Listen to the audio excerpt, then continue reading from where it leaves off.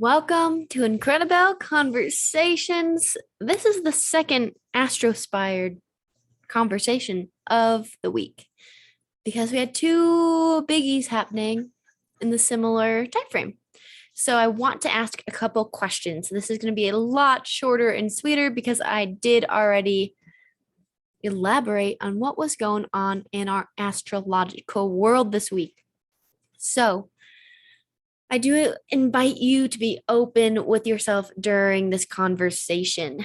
I do openly invite you to become aware of your surroundings, what you're seeing in front of you, the taste in your mouth, what you can physically touch, what you're hearing besides my voice, and what you're smelling. When we can activate these 5 sensations that we are so accustomed to using without much awareness or direction because it's so automatic, we can forget about them. But really, if you're ever feeling anxious or a little rumble jumbled, this is a great way for you to come back to your body. This is a practice that I learned from the Jay Shetty show.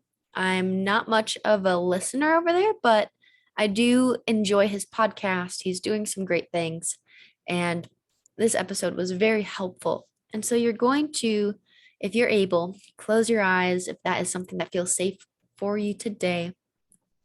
And whatever and wherever you are, even if you can keep your eyes open, both apply.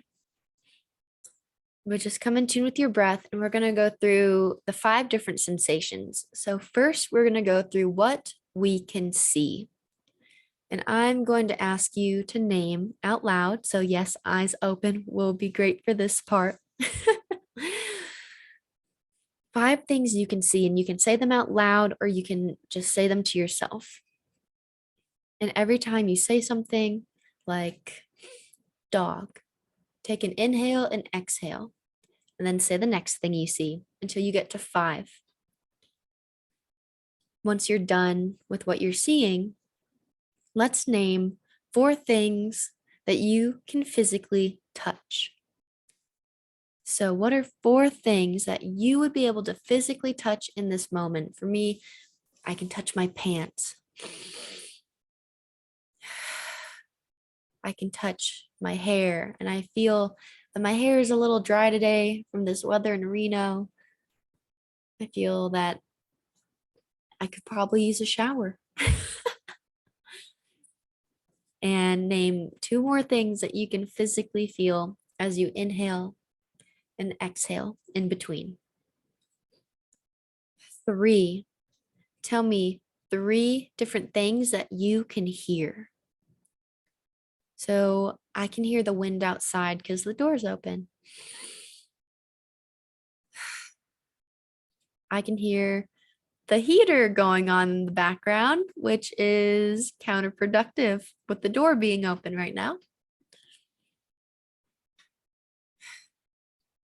I can hear the leaves blowing across the deck outside.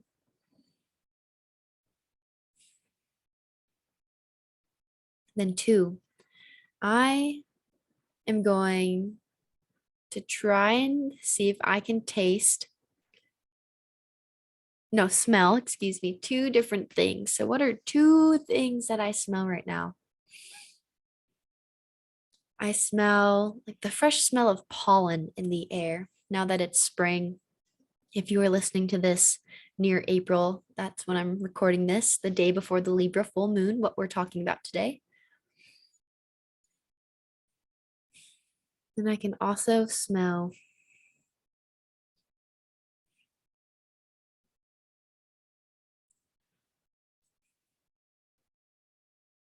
the fresh breeze outside.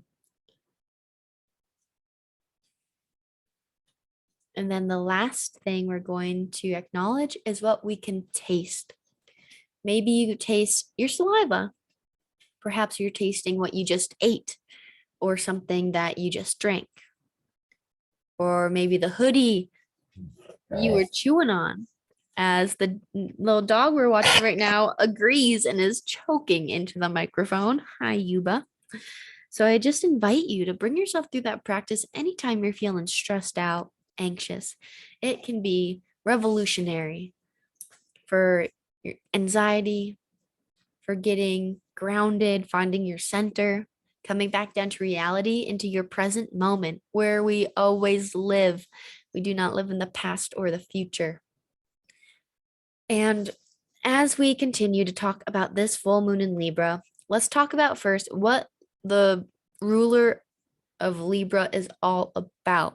So, the planet that rules Libra is Venus.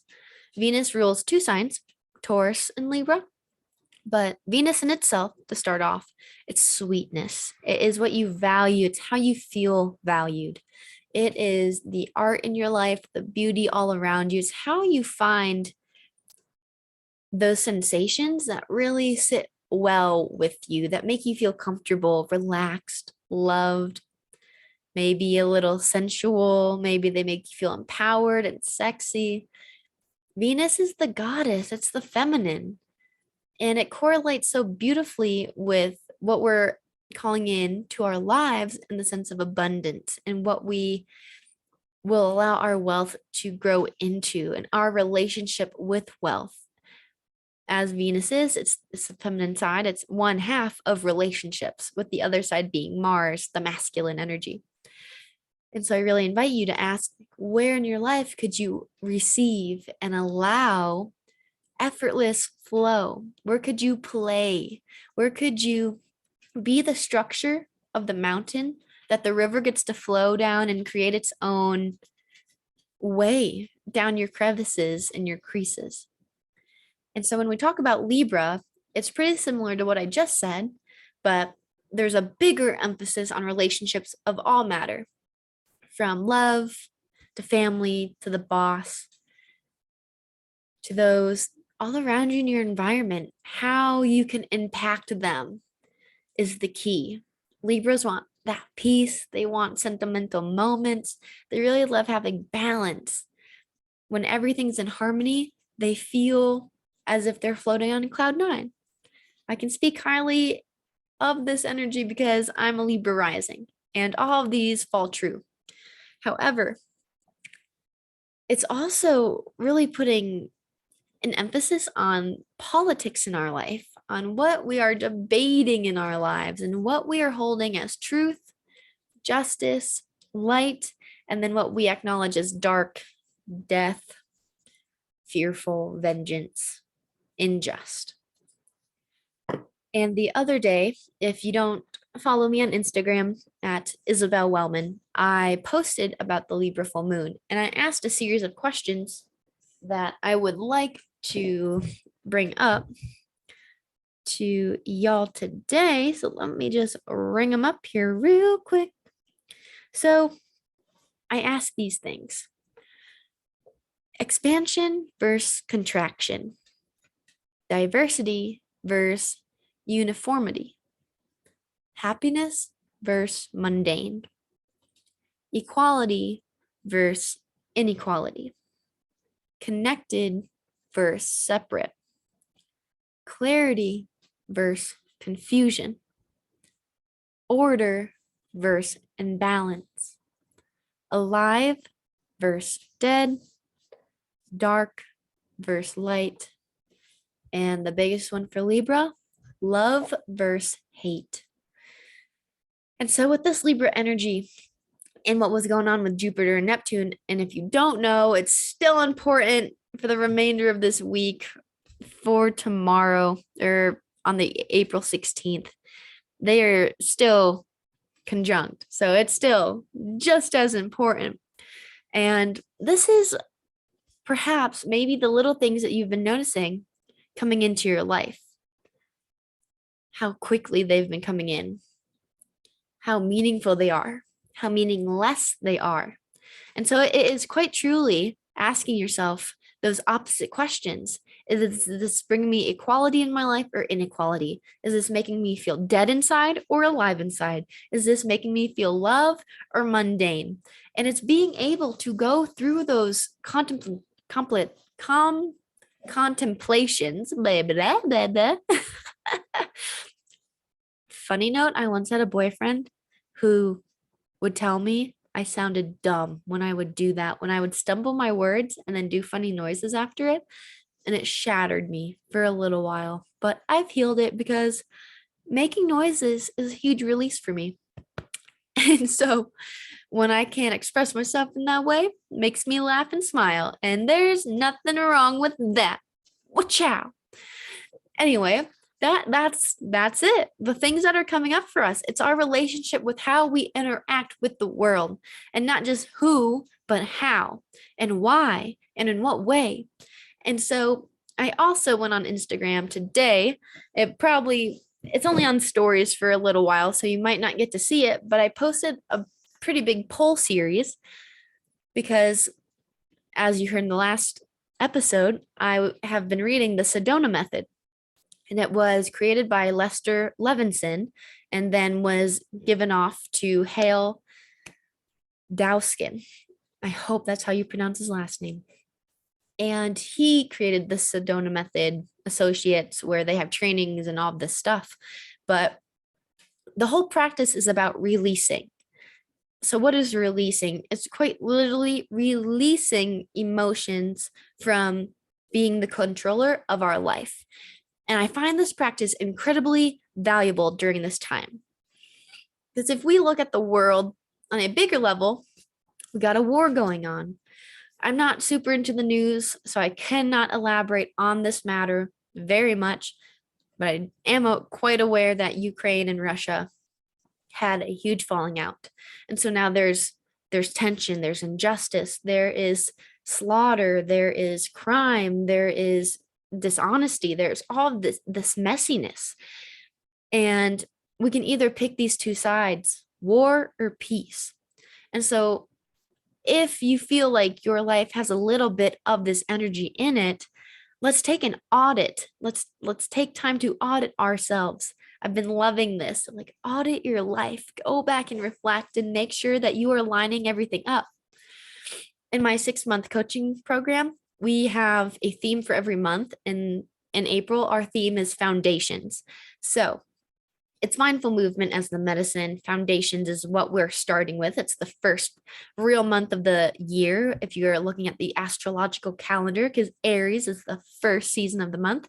And so we experience a Libra full moon in Aries season because it's the opposite on the astrological calendar. So I could have started with this, but a full moon is when the moon and the sun are opposite of each other.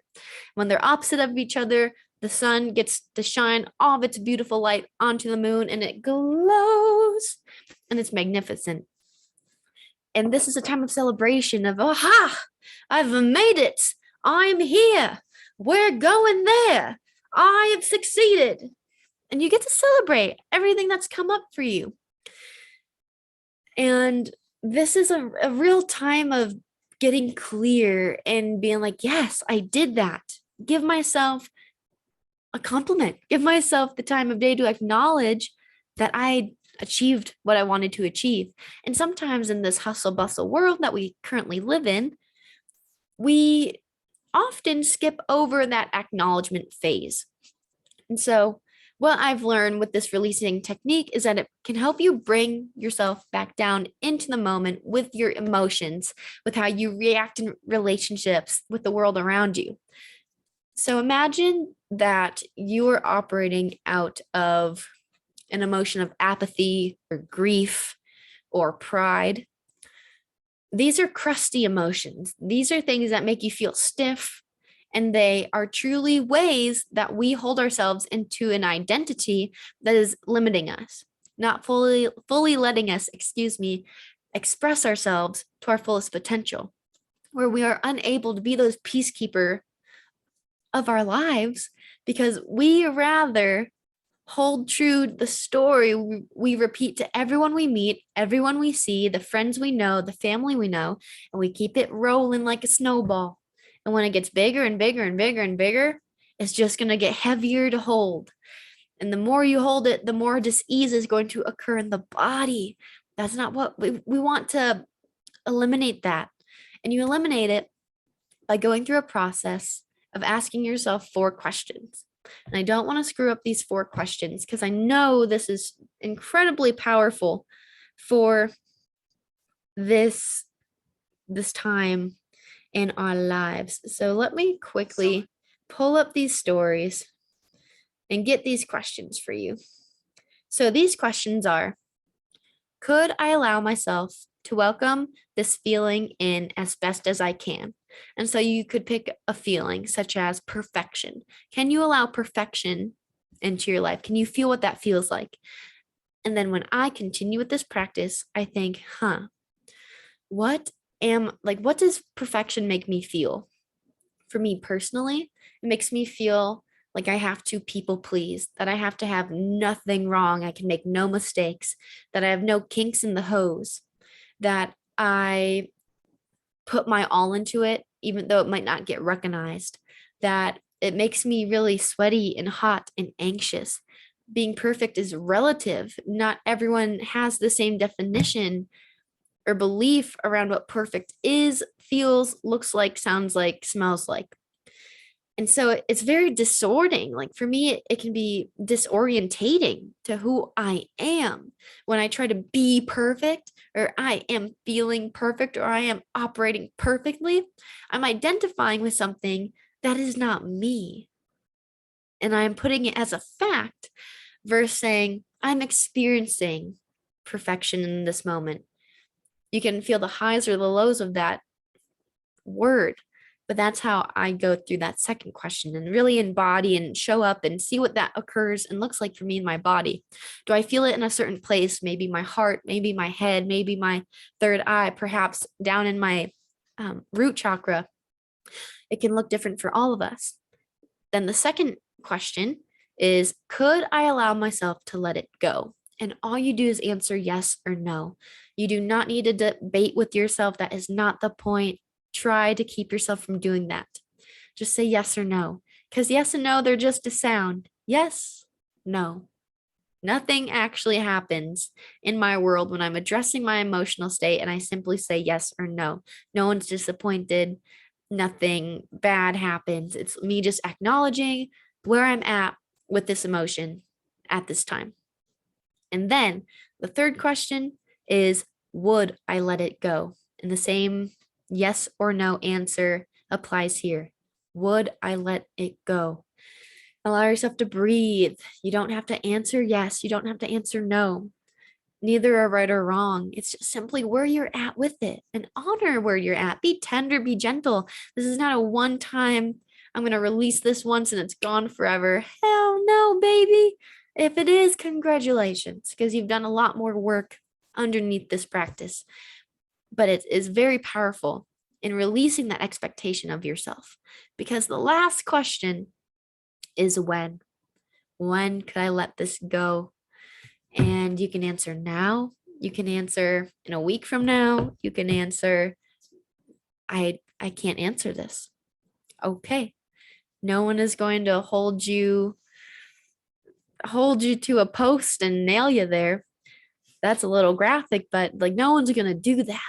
It's just where you're at with it. It's really, truly feeling your emotional body and allowing yourself to feel instead of suppress. Because this Libra energy, suppression ain't the game no more, my friends. We cannot have suppression under this full moon. Truly allow the body to acknowledge that it is never an emotion. Because think about a moment in your life when you have felt peace.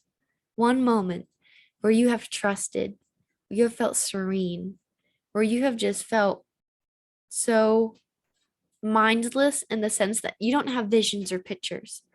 You're not in abundance or light or any of those positive emotions. You are quite literally okay with being nothing, mindless, which is existing, where you're clear, quiet, calm, restful. There's nothing pulling you towards aggression, towards attachment, identification. You're just existing in the world, and there's nothing to worry about. There's nothing to contemplate. You're just being. And when you can just be, you are remembering you can never, ever identify yourself truly as an emotion. It's just a state that we experience. And when we allow ourselves to express it, to really feel it in that moment, to communicate with whoever's around and say, hey, this is occurring for me right now. It's nothing to take personal ever. I have such a hard time with people sometimes because I'm well past the point of taking things personally. I don't attach to that kind of stuff. And so when maybe I act or say a certain thing and someone attaches themselves to that, I find it very hard because I'm not in that place. And so I don't feel like I have to explain that. And so it might be that way for you and it might not be. But to continue forward, when we can say, hey, I just need a moment, that's that beautiful essence of Libra communicating. It's an air sign, people. If we don't use our words for the beauty of talking to one another, of saying what's honestly on our hearts, of what we need, of what would bring us pleasure, of what would fulfill our needs in that moment, of what would give us space to really be with ourselves and experience what we're experiencing without anyone trying to save us, protect us, stop us, suppress us, then and only then can we really get through those moments in real time. The present moment will not linger as the past moving forward. The present moment will not be projected as a future encounter because we will have already practiced how to overcome that bit. And so under this Libra full moon, when we got the sun in Aries and it's quick and it's assertive and it wants to go, go, go and pow, pow, pow, the moon wants to be given time and space to think, to communicate, to feel. And because it's for the dealio I'm looking at, the chart I'm looking at, the birth chart in Western astrology, I have it set for Reno time. So the placement's in the 4th house. And so it is coming into itself, its internal body, looking inwards, seeing what it values. And when we can look at what we value, we can live a modestly honest life. We can live a life that comes from the sincerest root that we have planted into the ground, a seed that's going to bloom beautifully. And to really, really, really engage this energy, we're going to pull back an arrow and launch it into Cancer tendencies. So this could look like expressing yourself to your loved ones in a journal, taking a bath or going to the water of any kind and making an offering and saying, I'm going to release, and list what you need to release. Hold something while you do it, a crystal, a stone, a shell, whatever you have, a feather, and allow it to go into the water. Of course, something natural, nothing that could pollute our waters, please.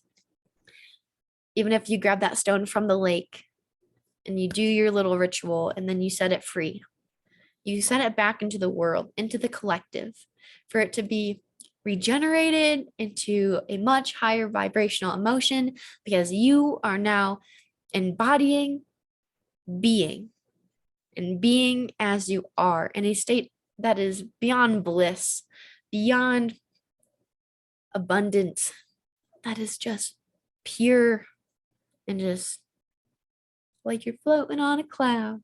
No worries in the sky, man. It's beautiful. And so if you want a little bit more background on that releasing technique, I 1000% recommend you get the Sedona Method book, or you just go on YouTube. I will put that in the link below. And if you're on YouTube watching this, you see my badass starry background here, and you can just YouTube it after you listen to the rest of this. So we're almost done. So I really, really, really, really, really, really, really invite you to allow yourself to come clean with who you are and not accept or assume people know how you feel during this time. to use your voice. When you do not speak, you are doing a disservice to humanity, to the world around you, to the people around you. When you hold back that compliment, when you hold back how you really feel, when you don't want to step on someone's toes, when you see someone in the restaurant, they're looking at you and they're putting their hand over their mouth, talking to their friend, you go up to them and you say, hey, I was just curious. Like, what? I see that you're staring at me, you're covering your hand with your mouth. I hope I'm not projecting, but it would make me feel better if I like, is there something I can help you with? So to say, I guess that one is a little bit out there and is from a little bit of a personal experience where it was a funny situation. But sticking up for yourself is the message and point I'm trying to get across in a loving way, because the Aries wants to stick up for the underdog, for itself, for the people it loves, but the Libra wants to do it with peace, with compassion, with balance, with joy. So, how can you do that in your life? Let me just take a look here and see if there's anything else that feels like it wants to come up.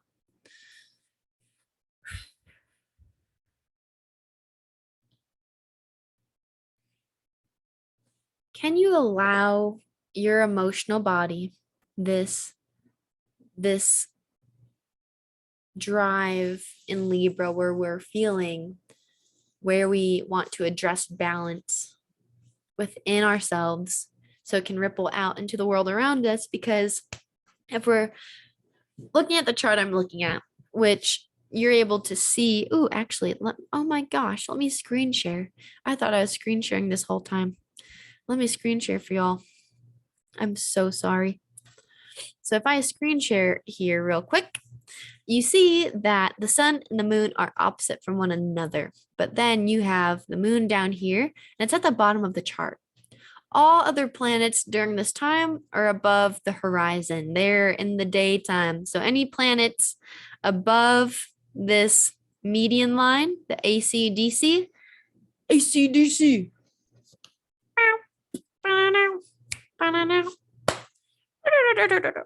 my boyfriend hates ACDC and I fucking love them. Side note. Anyways, any planets above the ACDC, they are up during the sun.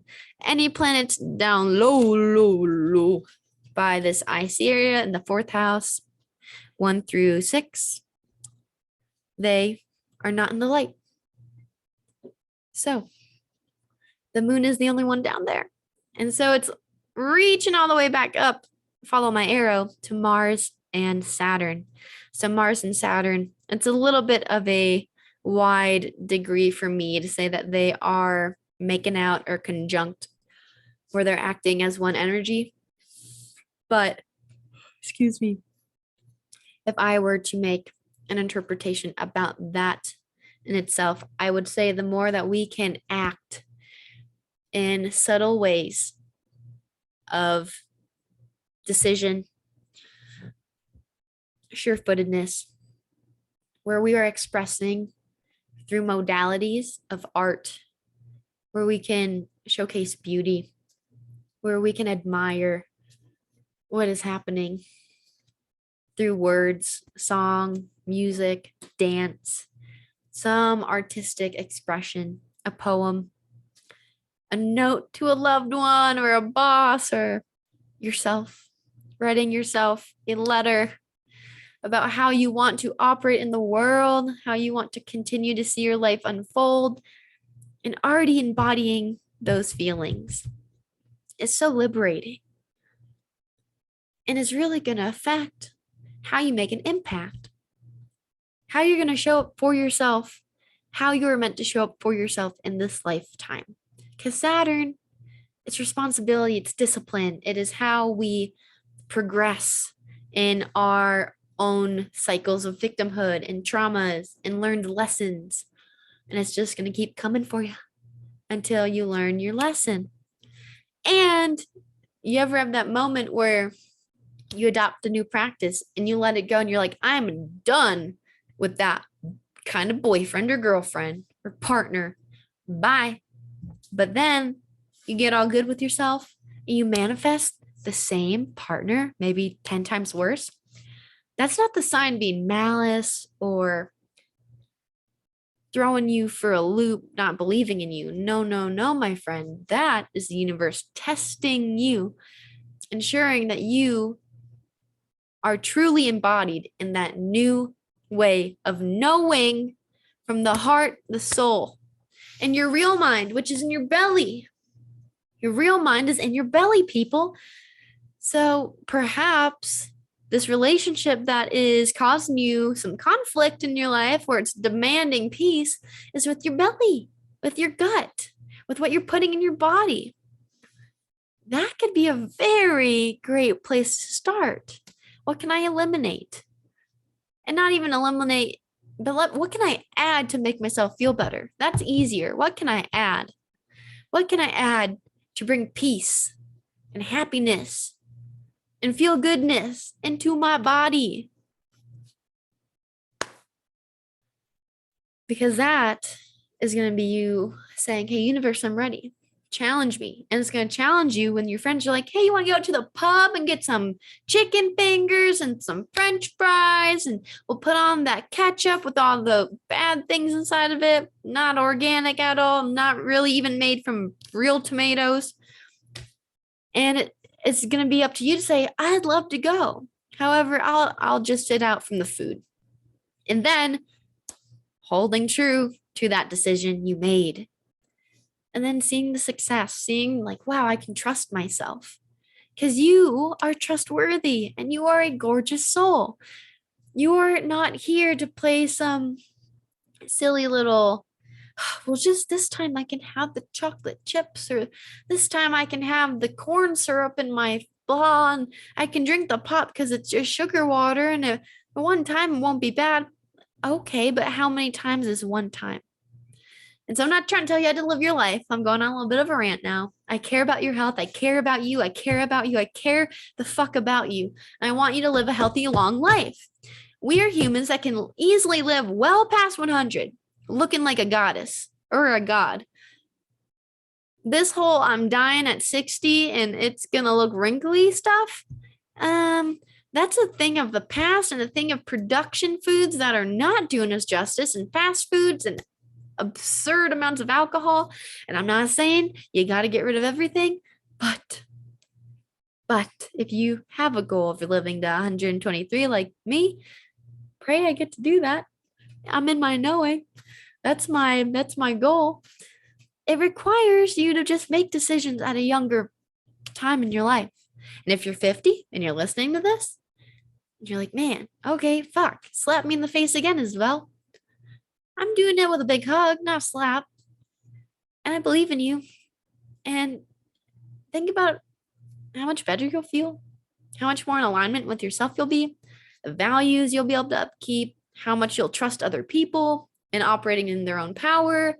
Then the control will be gone, and then we'll be acting out of our Libra beauty in our divine balance. Don't need to be passive aggressive or pushy or indecisive or in the clouds.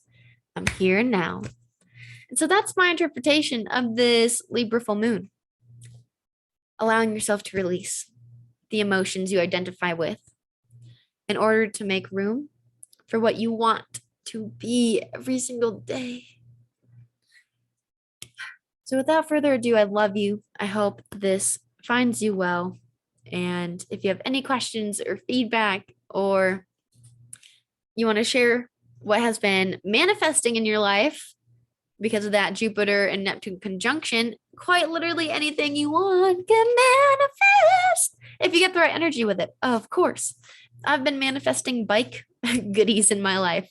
I got really cheap 510s. I really wanted a bike brand shoe, reused, so I wasn't adding to this fast fashion, and bike pedals that are used. And it's beautiful in the price range for me at this time. And it's beautiful. It's beautiful. It's beautiful. And so do these future self visions. Release these emotions that you're attached with, these memories, these experiences, these traumas, and see how they are ruling your life. And do you want them to anymore? Are they doing you justice? Because it's okay to feel like, well, if I don't keep telling them, who am I going to be? And feeling nervous about that is okay. And feeling like, well, they bring color to my life. They make me who I am. Honey, honey, honey, you are so much more than that thing. And I promise, even if you're releasing anything that's acceptance kind of emotion, a peaceful emotion, or a courageous emotion, those are all good things, right? But you can still release those and feel better. And that's what this whole Sedona method is about. I think it's beautifully aligned timing for that book to come into my life. The Neptune Jupiter conjunction happening in Pisces, and then this full moon in Libra. It's so fucking beautiful. And we got 4 planets in Pisces. We have Jupiter, Neptune, Venus, and Mars. And so think about how you tap into your emotional body the best. Get into some water. Go for a cold plunge. Get your nervous system reset. Give yourself a massage. Ask your partner for a massage or a friend. Have a girls' night inside. Share your stories. Get vulnerable. Why not? What you gotta lose? Why are we so protected? We can let down the weapons. We're safe. You feel safe in your body. You're gonna be feeling safe in a community of people. And so I invite you to welcome that into your life. Without further ado, I love you. Thank you for listening to Incredibelle Conversations with me, your host, Isabelle Wellman. And if you would like an astrology reading to see how this energy is moving with you, please reach out. You can go to my website, isabellewellman.com, and you can find my calendar or just DM me on Instagram at ISABELLEWELLMAN, or you can email me, Isabelle at isabellewellman.com. So thank you for listening.